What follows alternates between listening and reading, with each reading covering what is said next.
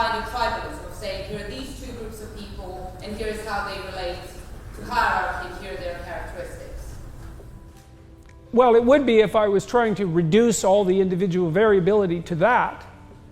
But to note that people vary across a dimension is not necessarily simultaneously to limit all the variability to those dimensions. There's lots of other variability.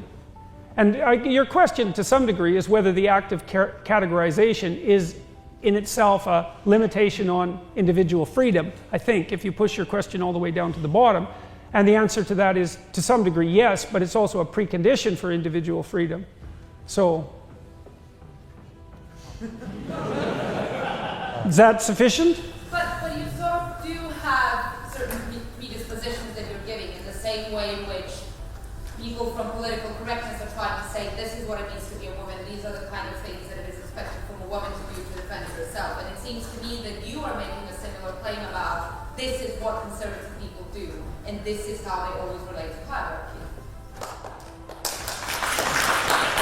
Well, I would say that I perhaps am doing that, but I don't see how that's the same as what the postmodernists are doing. I mean, as far as I can tell, the postmodernists aren't saying that the groups, the individuals within those groups, are characterized by any stable characteristics whatsoever, except for the fact of their comparative oppression.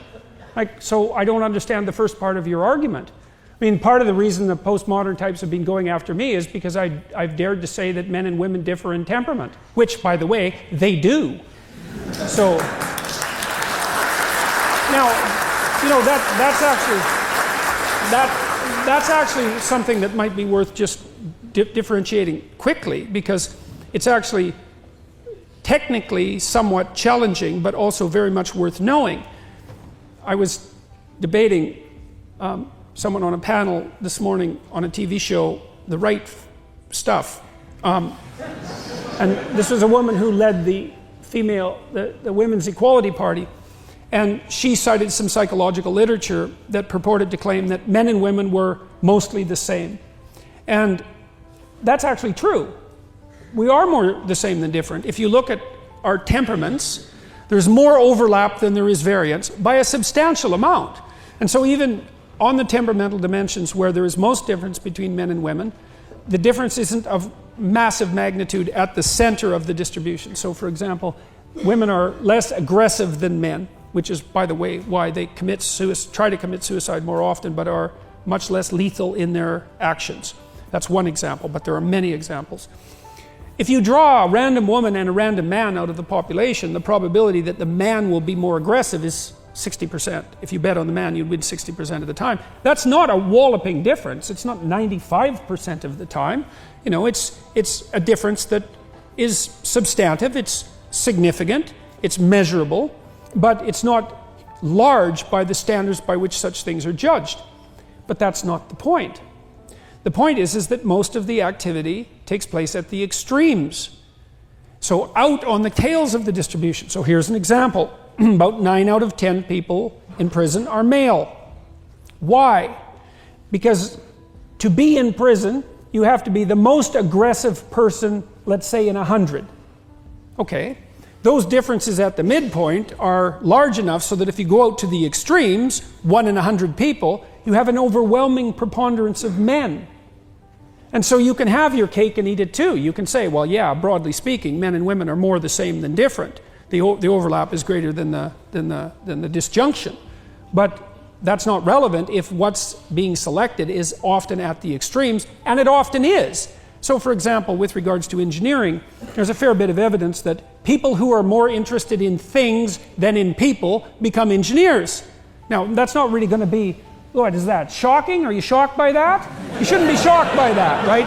You can tell that not only by what engineers do, but you can tell that by how they think, and you can tell that just by talking to them, if you know a bunch of engineers. So, and it turns out that the largest temperamental difference that's known between men and women is actually interest in people versus interest in things.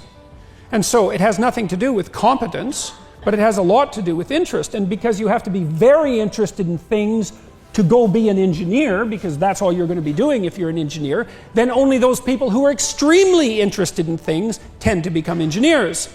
And most of them are men.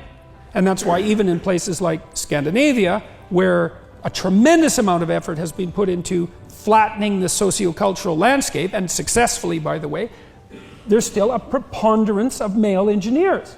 And there's a preponderance of female nurses. And no matter how much sociological gerrymandering goes on, those statistics have remained quite intractable over about a 15-year period. And so there are differences. They're not massive.